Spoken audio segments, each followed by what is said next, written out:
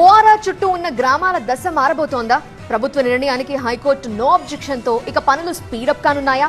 Outer చుట్టూ ఉన్న గ్రామాల్లో ఏం జరగబోతోంది? పబ్లిక్ ఏమనుకుంటోంది? ఓఆర్ఆర్ పరిధిలోని గ్రామాల విలీనానికి లైన్ క్లియర్ అయింది.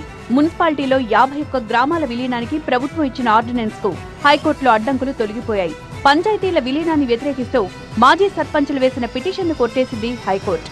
పెదంబర్పేట, శంషాబాద్, నార్సింగి, తుక్కుగూడ, మేడ్చల్, దమ్మాయిగూడ, నాగారం, పోచారం, ఘట్కేసర్, గుండ్లపోచంపల్లి, తుమ్కుంట మున్సిపాలిటీల్లో 51 గ్రామాలు విలీనం కానున్నాయి.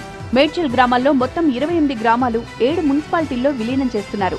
అలాగే రంగారెడ్డి జిల్లాలోని 4 మున్సిపాలిటీల్లో 12 గ్రామాలు, సంగారెడ్డి జిల్లాలో 2 మున్సిపాలిటీల్లో 11 గ్రామాలు విలీనం కానున్నాయి. ఈ గ్రామాలన్నీ కూడా ఔటర్ రింగ్ రోడ్డుకు ఆనుకున్న గ్రామాలే.